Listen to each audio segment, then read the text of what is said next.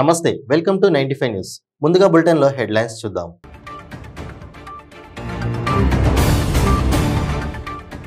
తారకరత్నను పరామర్శించిన junior NTR Kalyan Ram. వైద్యులను అడిగి చికిత్స వివరాలను తెలుసుకున్న జూనియర్ ఎన్టీఆర్. నాయకత్వ ప్రతిభతో ఆకట్టుకున్న మంత్రి కేటీఆర్ కొడుకు హిమాన్షు. ఓక్ రిడ్జ్ స్కూల్ కార్నివాల్లో సమకూరే డబ్బులతో నానక్రామ్గూడ చెరువును పునరుద్ధరిస్తామని వెల్లడి. వైఎస్ వివేకానందరెడ్డి హత్య కేసులో కడప ఎంపీ అవినాష్ రెడ్డిపై ముగిసిన సిబిఐ విచారణ. అవసరమైతే మళ్లీ విచారణకు పిలుస్తామన్న సిబిఐ అధికారులు.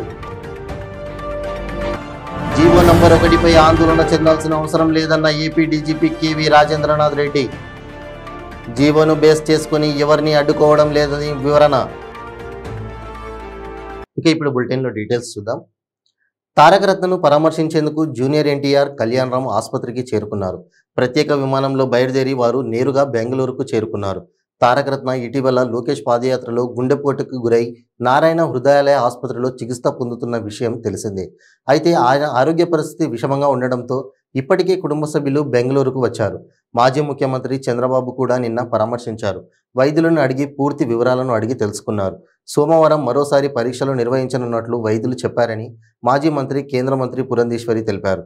తారకరత్న కోలుకోవాలని భగవంతుడిని ప్రార్థిస్తున్నట్లు కుటుంబ సభ్యులు పేర్కొన్నారు.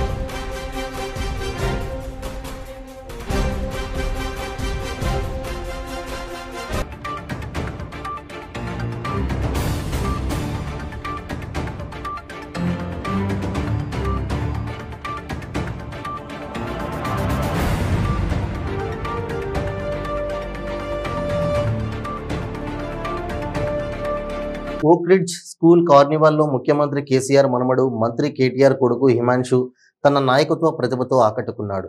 సృజనాత్మకత, సామాజిక దృక్పథం థీమ్తో నిర్వహించిన కార్నివాల్కు ఇన్ఛార్జిగా హిమాన్షు వివరించాడు. ఈవెంట్లో భాగంగా ఏర్పాటు చేసిన 30కి పైగా స్టాల్స్తో విద్యార్థులు తమ కళాత్మకను ప్రదర్శించారు. ఫుడ్, ఫన్, గేమ్స్ ప్రదర్శనగా కొనసాగిన కార్నివాల్ ఈవెంట్లో ఓక్జీలు, cycle painting stalls, live music కాన్సర్ట్తో తమలోని ప్రతిభను చూపించారు. విద్యార్థులు, తల్లిదండ్రులు ఈ ఈవెంట్కు పెద్ద ఎత్తున హాజరై కార్యక్రమాన్ని విజయవంతం చేశారు. ఇక ఈ కార్నివాల్కు ముఖ్య అతిథిగా విద్యాశాఖ మంత్రి సవితా ఇంద్రారెడ్డి హాజరయ్యారు. కార్నివాల్లోని స్టాల్స్ను పరిశీలించారు. హిమాన్షు, అతని స్నేహితుల సృజనాత్మకత, సామాజిక దృక్పథాన్ని అభినందించారు. ఈ కార్నివాల్ను నిర్వహించిన హిమాన్షు మాట్లాడుతూ తమ కార్నివాల్ ఈవెంట్ పర్యావరణం, విద్యకు మధ్య వారధి లాంటిదన్నారు. తాను చదువుతో పాటు సామాజిక సేవకు ప్రాధాన్యత ఇస్తామని చెప్పారు. చదువుకొని మంచి మార్కులు సంపాదించినప్పుడు ఎంత సంతోషిస్తానో అంతకంటే ఎక్కువ ఆనందాన్ని ఎవరికైనా సాయం చేసినప్పుడు వాళ్ళ ముఖంలో కనిపించే చిరునవ్వుతో పొందుతానన్నారు. కార్నివాల్తో సమకూరే డబ్బులతో నానక్రామ్గూడ చెరువును పునరుద్ధరిస్తానన్న హిమాన్షు ఆ ప్రయత్నంలో విజయవంతమైన రోజు ప్రపంచాన్ని గెలిచినంత గొప్పగా ఫీల్ అవుతానన్నారు. తమ ప్రయత్నానికి తెలంగాణ ప్రభుత్వం సహకారం అందిస్తోందన్నారు. చెరువులను ఎలా పరిరక్షించాలనే అంశంపై విద్యార్థులకు అవగాహన కల్పించడం, వారిని పర్యావరణవేత్తలుగా మార్చడమే తమ మిత్ర బృందం లక్ష్యమన్నారు.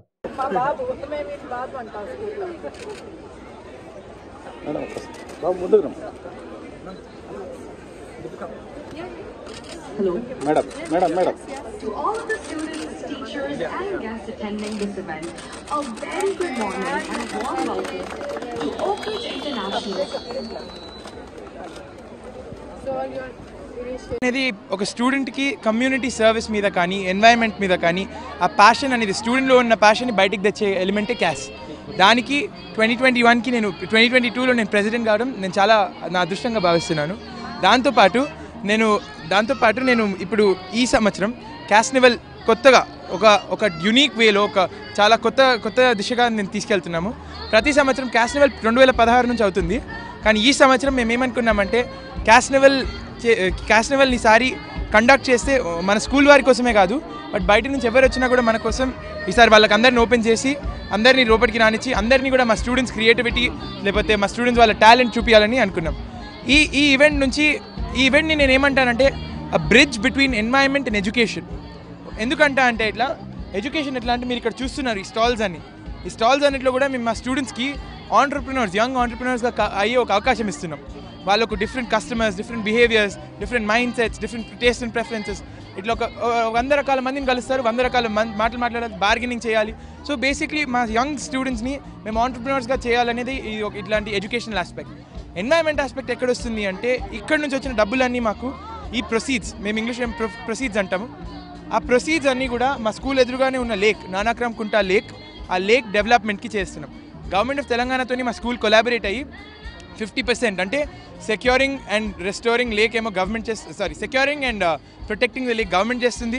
మేమేమో restoration of biodiversity, reviving the life that the lakes last అనే ఆస్పెక్ట్స్ మేము చేస్తున్నాం. సో మా స్కూల్ ఎదురుగున్న లేక్ని కోసమే ఈసారి ఇంత పెద్ద ఎత్తున క్యాస్టివల్ కండక్ట్ చేస్తున్నాం.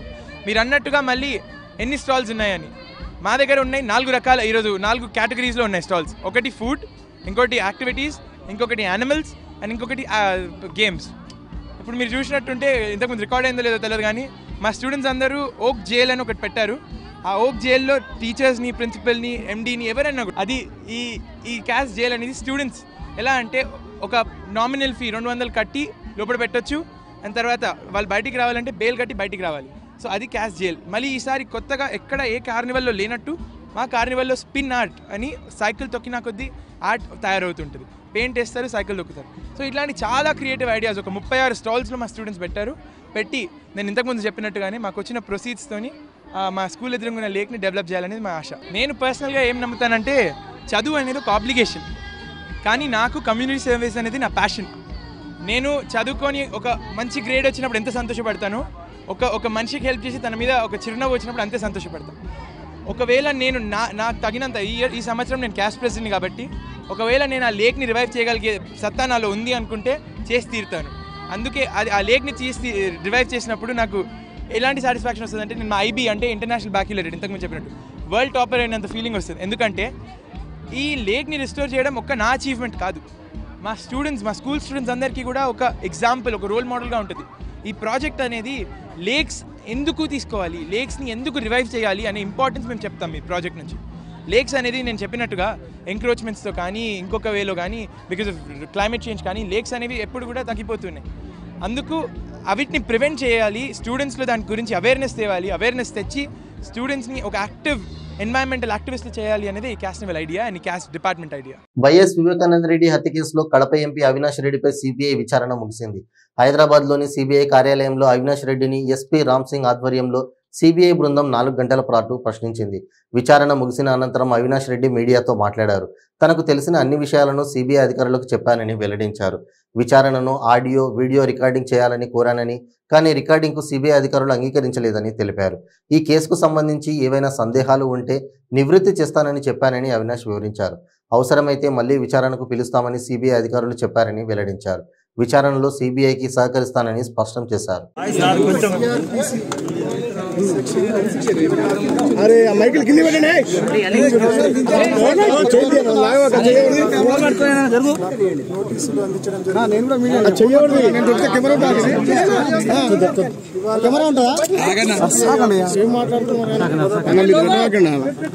గంటల ప్రాంతంలో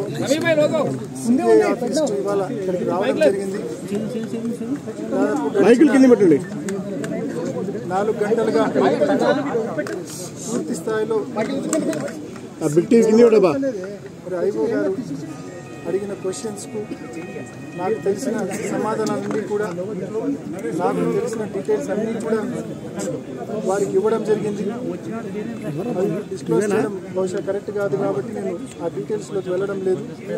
మళ్ళీ అవసరమైతే మళ్ళీ పిలుస్తాము కొన్ని రోజుల తర్వాత అని వారు చెప్పడం జరిగింది. అవసరమైన పక్షంలో మళ్ళీ వారు పిలిచిన పక్షంలో తప్పకుండా అటెండ్ అయ్యి మళ్ళీ వారికి ఏదైనా సందేహాలు తప్పకుండా నా తరఫు నివృత్తి చేసే కార్యక్రమం చేస్తాం.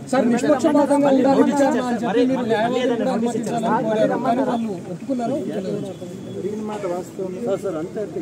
ఇన్ని మీరే గమనించండి, గడిచిన కొంతకాలంగా ఈ కేసుకు సంబంధించిన విచారణలో ఒక సెక్షన్ ఆఫ్ మీడియా విపరీతమైన వక్రీకరణలకు గురి చేస్తూ ఉంది. వక్రీకరించి వార్తలను వక్రీకరించి వాస్తవాలను వక్రీకరించి ఇన్వెస్టిగేషన్ తప్పుదోవ పట్టించే కార్యక్రమం చేస్తుంది, క్యారెక్టర్ అసాసినేట్ చేసే కార్యక్రమం చేస్తూ ఉంది. ఇవన్నీ జరగకూడదు అంటే నేను ఏం భావించానంటే video coverage, audio coverage, advocate ఇవన్నీ ఉంటే కన్నా రేపొద్దున నేను ఇచ్చే స్టేట్మెంట్స్ కానీ నేను మాట్లాడే మాటలు కానీ వక్రీకరణకు గురి కావు కదా. కాబట్టే ఆడియో వీడియో రికార్డింగ్ ఉంచండి. ట్రాన్స్పరెన్సీ కోసం, ఫెయిర్ ఇన్వెస్టిగేషన్ కోసం అడ్వకేట్స్ కూడా along with audio video recording advocates కూడా అలో చేయమని రిక్వెస్ట్ చేశాం. మరి అయినప్పటికీ సిబిఐ ఐఓ గారు అది అలో చేయడం కుదరదని చెప్పారు. బట్ స్టిల్ అలో చేయకపోయినప్పటికీ కూడా I have cooperated all the related questions. మళ్ళీ అవసరమైతే పిలుస్తామన్నారు, వాళ్ళు పిలిస్తే తప్పకుండా కోఆపరేట్ చేస్తారు.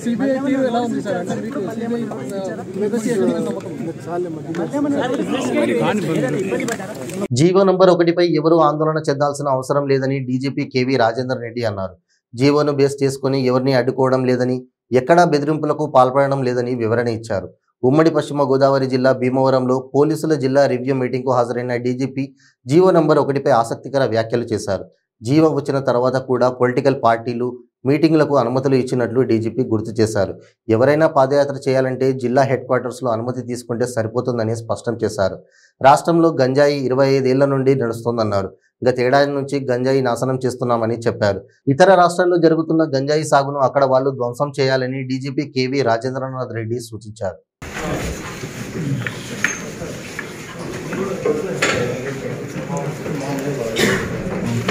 వన్ పైన కోర్టు ఇప్పుడు రిజర్వ్ జడ్జిమెంట్ కూడా పెట్టింది. జీవో నెంబర్ 1లో కూడా దాన్ని బేస్ చేసుకొని ఇవన్నీ బ్యాన్ చేయడం లేదు. One should understand this. We are not banning any activity. All that was told is do not keep it in junctions and then narrow roads, so that incidents will be avoided. That is true for all. So all political parties, it holds good to all political parties. ఒకరికే కాదు ఇది. So ఎవరు ఆందోళన పడద్దు దీని గురించి. మేము ఎవరికి కూడా డినై చేయటం లేదు. అనేక అప్పుడు జీవో 1 వచ్చిన తర్వాత కూడా పలు political parties they wanted to have meetings. We have allowed it. We have not blocked it at all. That it self is an indication. ఎక్కడ మేమేమీ బ్లాక్ చేయడం లేదు. ఇప్పుడు ఏదైనా కూడా ఎవరైనా పాదయాత్రకు వెళ్ళాలని అంటే జిల్లాల్లో తీసుకోండి. ఎందుకంటే డీటెయిల్ ప్రోగ్రామ్ వాళ్ళు మొత్తం సబ్మిట్ చేయలేదు. If it is going for 6 months or 8 months, ఇప్పుడు ఏ జిల్లాలో ఎన్ని రోజులు ఏ ప్రోగ్రామ్స్ పెట్టుకుంటారనేది ఇంకా వాళ్ళే డిసైడ్ చేసి ఉండరు. డిసైడ్ చేసినప్పుడు go to the district headquarter, please obtain the permission from the superintendent of police and then do your programme. వాళ్ళు ఏమైనా కూడా కొన్ని కండిషన్స్ ఏమైనా పబ్లిక్ యొక్క ప్రొటెక్షన్ దృష్ట్యా పెడితే ఫాలో కండి. Okay, this is what we are telling you. ఇప్పుడు గత 25 ఏళ్ల నుంచి నడుస్తూ ఉంది. ఓకే, అక్కడ గాంజా కల్టివేషన్ అనేది వైజాగ్ ఏజెన్సీ ఏరియాలోను, ఈస్ట్ గోదావరి ఏజెన్సీ ఏరియాలో గాంజా కల్టివేషన్ అనేక సంవత్సరాలు నడుస్తుంది. అయితే first time what we have done, we have cleared this ganja cultivation. We have destroyed ganja. We started taking steps from last year. 25 సంవత్సరాల తర్వాత we started taking steps to destroy ganja cultivation from the last year, and we were successful. We have destroyed 7,500 acres of ganja cultivation last year.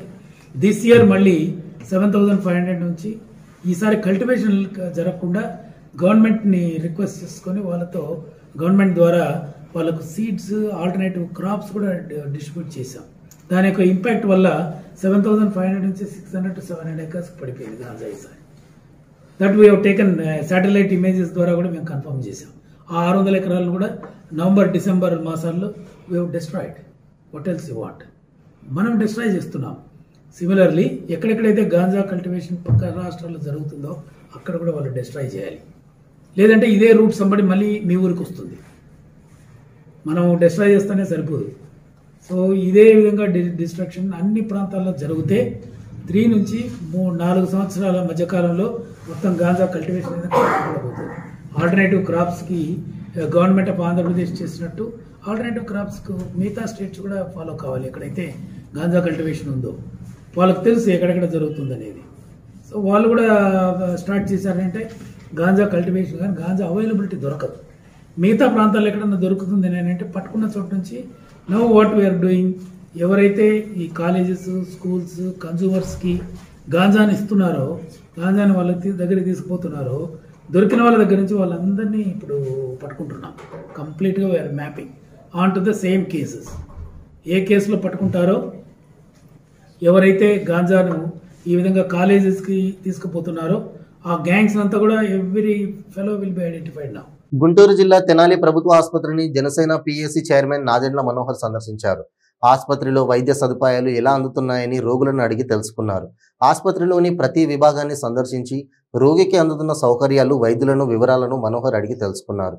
ప్రభుత్వం ఆసుపత్రిలో CT scan విభాగాన్ని చూసి ఎందుకు పనిచేయడం లేదని వైద్య సిబ్బందిని నాదెండ్ల మనోహర్ ప్రశ్నించారు.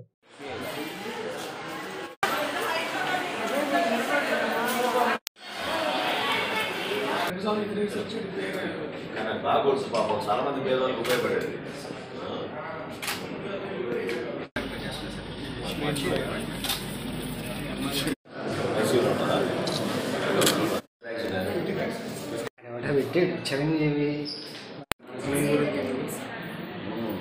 అంతకుముందు వచ్చారా ఈ హాస్పిటల్కి?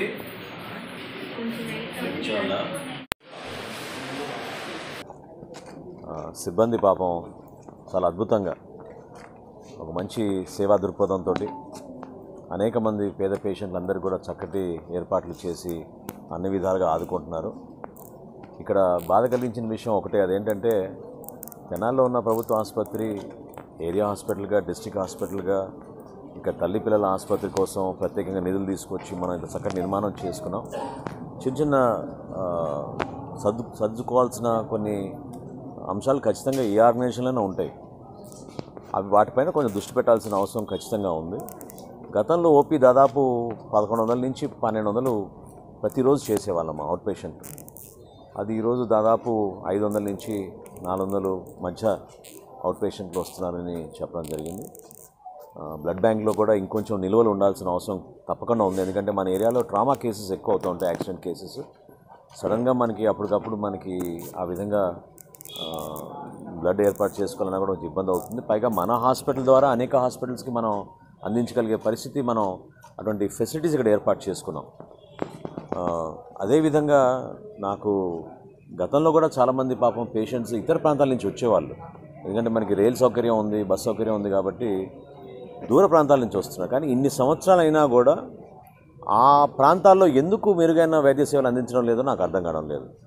బాపట్ల నుంచి వచ్చారు, కృష్ణా జిల్లా నుంచి వచ్చారు, కొల్లూరు నుంచి, రేపల్లి నుంచి, వీళ్ళందరూ కూడా క్షేత్రస్థాయిలో అక్కడ కొన్ని వసతులు, కొన్ని ఏర్పాట్లు ప్రభుత్వం ఏర్పాటు చేస్తే వైద్య సేవ కోసం ఇంత దూరం వచ్చి పాపం కష్టపడాల్సిన ఇబ్బంది ఉండదు. సింపుల్ డెలివరీ కేసెస్ కోసం కూడా పాపం వాళ్ళు ఆ స్థానికంగా అంత నమ్మకం లేక అక్కడ ఉన్న సౌకర్యాలపైన వాళ్ళు డిపెండ్ కాక మన హాస్పిటల్కి వచ్చి ఆ ఒత్తిడి ఇక్కడ పాపం డాక్టర్ల పైన కనపడుతుంది. మనస్ఫూర్తిగా నేను వాళ్ళకి మన ప్రజల తరఫున ధన్యవాదాలు తెలుపుకుంటున్నాను. ఇంకా కొంచెం పారదర్శకంగా మనం ప్రతి ఒక్కరికి ఒక భరోసా నింపే విధంగా మనం ఇక్కడ సేవలు అందించాలి. అదేదో ప్రభుత్వ ఆసుపత్రి అంతా భయపడి రావడం కాకుండా, కేవలం పేదవారికే పరిమితం కాకుండా సమాజంలో అందరికీ కూడా, ఎందుకంటే చాలా మంచి మనసుతోటి డాక్టర్లు కానీ నర్సులు కానీ వచ్చి సేవ చేయాలనే ఆలోచనతో వాళ్ళు నిలబడినప్పుడు కనీస మౌలిక సదుపాయాలు కల్పించాల్సిన అవసరం ఖచ్చితంగా ప్రభుత్వం నుంచి మన పైన ఉంటుంది. సో తెనాలి ప్రభుత్వ ఆసుపత్రిలో ఈరోజు దాదాపు 3 గంటలు అన్ని డివిజన్స్ నేను ప్రతి ఒక్కరితో కూడా కలవడం జరిగింది. గర్వపడుతున్నాను, చక్కటి అవకాశం మనకి ఇక్కడ కల్పించగలిగాం. మనం రాబోయే రోజుల్లో ఇంకా మెరుగైన సదుపాయాలు కల్పించాల్సిన అవసరం ఉంది. విచిత్రం ఏంటంటే సిటీ స్కాన్ చెడిపోయి దాదాపు సంవత్సరం అయిపోయింది. ఇప్పటి వరకు ఆ సిటీ స్కాన్ గురించి ఇంకా టెండర్లు పిలిచి కొత్త ఎక్విప్మెంట్ తీసుకొచ్చే ఏర్పాటు చేయలేదు. అది 500 రూపాయలైనా 700 రూపాయలైనా పాపం పేదవాళ్ళు ప్రభుత్వ ఆసుపత్రికి వచ్చేది ఇక్కడ మెరుగైన సేవలు అందుతాయని. సిటీ స్కాన్ల కోసం మళ్ళీ ఇంకొక చోటకి వెళ్ళి చేయించుకుని మళ్ళీ తిరిగి వచ్చి ఇక్కడ డాక్టర్ గారిని కలవాలంటే ఇబ్బందికరమైన పరిస్థితి ఉంటుంది. సో నా రిక్వెస్ట్ ఏంటంటే దయచేసి ప్రభుత్వంలో ఉన్న పెద్దలందరూ కూడా ఇమ్మీడియట్గా మన తెనాలి ప్రభుత్వ ఆసుపత్రికి సిటీ స్కాన్ యంత్రం ఇమ్మీడియట్గా శాంక్షన్ చేసి ఇక్కడ చాలా అద్భుతమైన సేవలు గతంలో అందించాం. కోవిడ్ అప్పుడు కూడా పాపం చాలామంది పేదవాళ్ళకి నిలబడ్డారు మన సిబ్బంది అంతా కూడా. ప్రత్యేకంగా వాళ్ళకి ఈ సందర్భంగా ధన్యవాదాలు తెలుపుకుంటున్నాను. రెగ్యులర్గా నేను రాబోయే రోజుల్లో నా వంతు నేను ఈ హాస్పిటల్కి మనం ఇంకా అందించాల్సిన మంచి సదుపాయాల గురించి ప్రభుత్వ పెద్దల దృష్టి కూడా తప్పకుండా తీసుకెళ్లాల్సిన బాధ్యత మన అందరిపైన ఉంది. ఇది పార్టీలకు అతీతంగా చేసుకోవాల్సిన కార్యక్రమం. తప్పకుండా దానికి కట్టుబడి ఉన్నాం. జనసేన నుంచి నేను ఇందా డాక్టర్ గారు కూడా చెప్పాను, ఎప్పుడైనా సరే మీకు బ్లడ్ డొనేషన్ క్యాంప్ ఏర్పాటు చేయమంటే పార్టీ పరంగా మేము తప్పకుండా బాధ్యత తీసుకుని నియోజకవర్గం నుంచి మేము మా వంతు మేము కంట్రిబ్యూట్ చేసి డొనేట్ చేస్తాం. బ్లడ్ కొరత మాత్రం ఉండకూడదు మనకి హాస్పిటల్ అనేది నేను డాక్టర్ గారి దృష్టికి తీసుకొచ్చాను. రాబోయే రోజుల్లో తప్పకుండా ఇంకా మెరుగైన సేవలు అందించేటట్టు మనందరం కూడా దీనికి ముందు తీసుకెళ్దామని. కర్నూలు జిల్లా కోసిగిలో దారుణం చోటు చేసుకుంది. అప్పుడే పుట్టిన ఆడ పసికందును గుర్తు తెలియని వ్యక్తులు డ్రైనేజీ కాలువలో పడవేశారు. బీరప్ప గుడి సమీపంలో రైల్వే ట్రాక్ పక్కన ఉన్న డ్రైనేజీ కాలువలో అప్పుడే పుట్టిన ఆడ శిశువును గుర్తు తెలియని వ్యక్తులు రాత్రి వేళల్లో పడవేసి వెళ్లిపోయారు. డ్రైనేజీలో ఆడ శిశువును గమనించిన స్థానికులు అధికారులకు సమాచారం అందించారు. బొడ్డు కత్తిరించారా, దారం కూడా ఉండదు.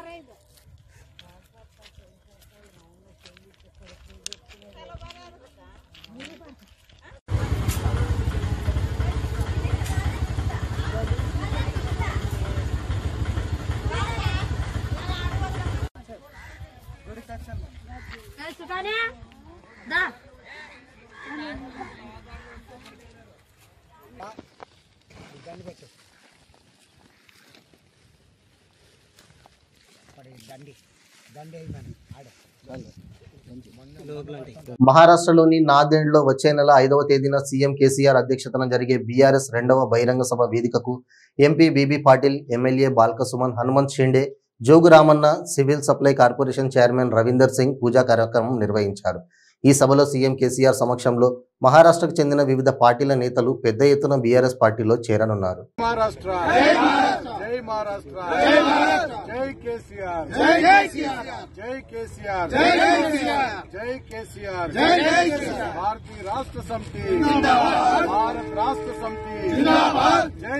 कामं करणारे जे लोक आहेत ते नक्कीच आमची युती होईल अशी आमची अपेक्षा आहे. तेलंगणाची MIM पार्टी तुमची तिथे त्यांच्यासोबत युती आहे, मग इथे महाराष्ट्रात तुम्ही युती करणार आहात का? आमचं म्हणजे एकच प्रॉवर्ब आहे, अबकी बार किसान सरकार. आम्हाला कुठल्या पक्षाशी विरोध नाही, कुठल्या पक्षाशी प्रेम नाही. आमचं फक्त शेतकऱ्यासाठी, दलितासाठी, विद्यार्थ्यांसाठी आम्ही काम करायची तयारीत आहोत. आम्ही कुठल्याच पक्षाची ప్రకాశం మార్కాపూర్ సబ్ కలెక్టర్ సేతు బాంధవన్ వాహనానికి ప్రమాదం జరిగింది. పొదిలి మండలం ముప్పలపాడు వద్ద సబ్ కలెక్టర్ కారును లారీ ఢీకొట్టింది. సబ్ కలెక్టర్ సేతు మాధవన్తో పాటు డ్రైవర్, మరో 2 సిబ్బందికి గాయాలయ్యాయి. మార్కాపురం నుంచి ఒంగోలు వెళ్తుండగా ఈ ఘటన చోటు చేసుకుంది. చికిత్స కోసం ఒంగోలుకు తరలించారు.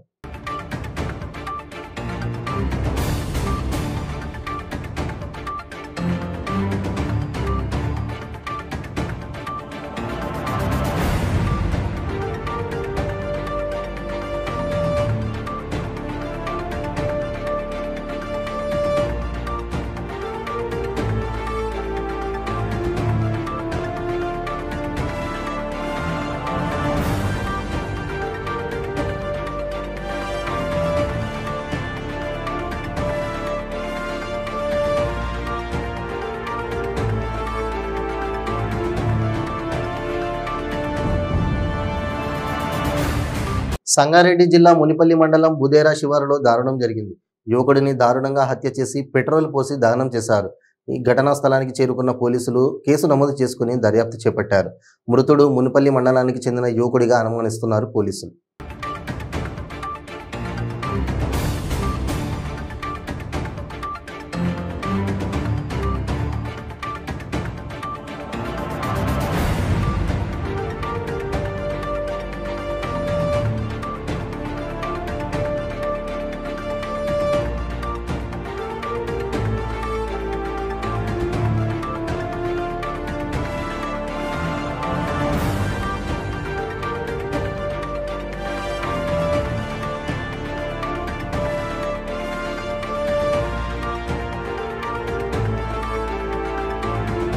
బులెటిన్ ముగించే ముందు హెడ్లైన్స్ మరోసారి.